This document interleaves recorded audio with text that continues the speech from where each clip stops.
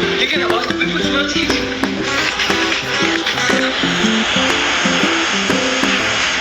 क्या बोल रही हो?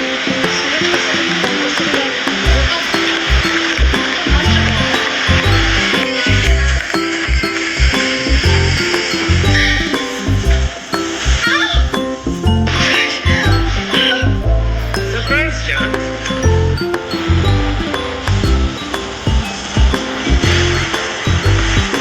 अगर मरे हुए इंसान से तुम बात कर सकते हो, लेकिन तुमने मुझे बेवकूफ और अपने आप को बहुत होशियार समझने की गलती कैसे की?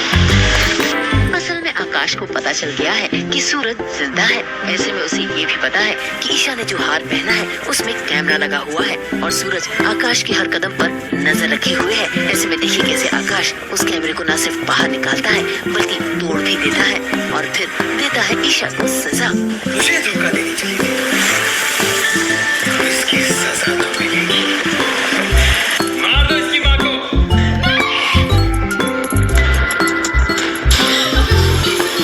ऐसा मत करो प्लीज, तुम जो कहोगे मैं करूंगी। मेरी माँ को छोड़ दो प्लीज, मैं शादी करने के लिए तैयार हूँ। प्लीज मेरी माँ को छोड़ दो प्लीज। मैं ये नहीं सुनूंगा। प्लीज ऐसा मत करो प्लीज। तुम्हें तब सोचना चाहिए था जब तुम सूरज के साथ हाथ मिला के मेरे खिलाफ लड़ने वाली थी। सूरज की पूरी फैमिली मिलकर प्लानिंग बजाई जा सकती है। इससे पहले कि आकाश का शागिर्द ईशा की मां पर वार करता, सूरज ने आकर ब्रेक लगा दिया उन गुंडों को मारकर और तो और ईशा को आदेश भी दे दिया अपनी मां से मिलने के लिए। ऐसे में ईशा खुश हो गई सूरज को देखकर। इतना ही नहीं, वो तो आकाश का हाथ छुड़ाकर पहुंच गई अपनी मां के पास।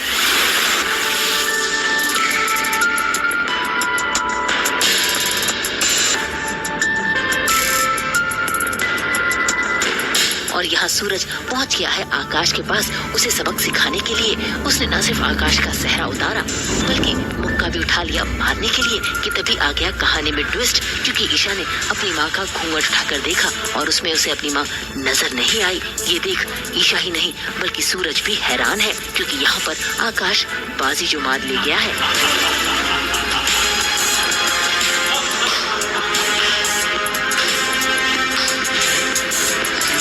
शहर का कलेक्टर आईएएस सूरज सिंह, किसने बना दिया तुम्हें आईएएस? इतना बेवकूफ समझते हो क्या मुझे?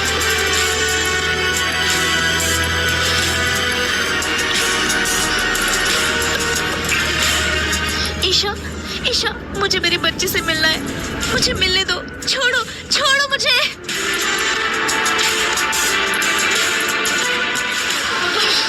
मेरी माँ, कहाँ से पकड़ रखा है तुमने उन्हें?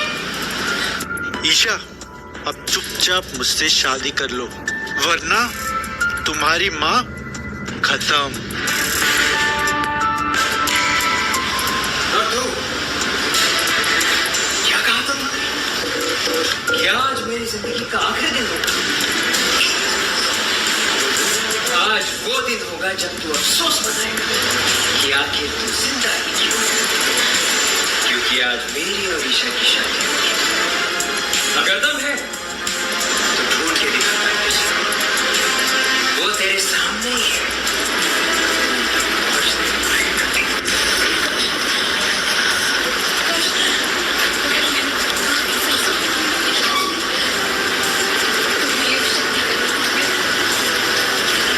भाई आकाश की बातें सुनकर ईशा डर गई और आकाश से शादी करने के लिए राजी भी हो गई। इतना ही नहीं, उसने तो सूरज के आगे हाथ भी जोड़ दिए। सूरज ने भी ईशा से माफी मांगी कि वो ईशा की मदद नहीं कर पा रहा, लेकिन अब वो भी मजबूर है क्योंकि ईशा की माँ को बचाना जो है।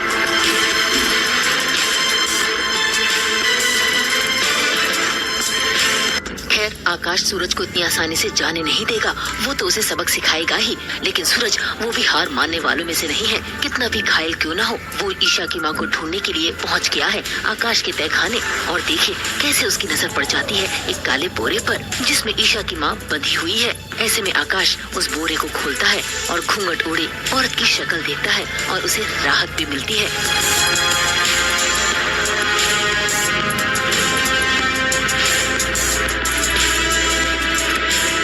नहीं, वो तो आरव और बंटी दोनों को इशारों में ही बताता है कि उनकी तलाश पूरी हो गई है। लेकिन तभी वहाँ आ जाते हैं आकाश के गुंडे, जो सूरज को यहाँ से जाने नहीं देना चाहते।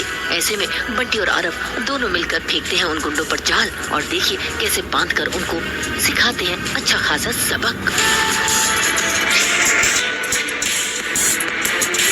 सूरज और आरव ने उन गुंडों को संभाल लिया और सूरज वहाँ से निकल भी चुका है। और यहाँ आरव अपनी माँ को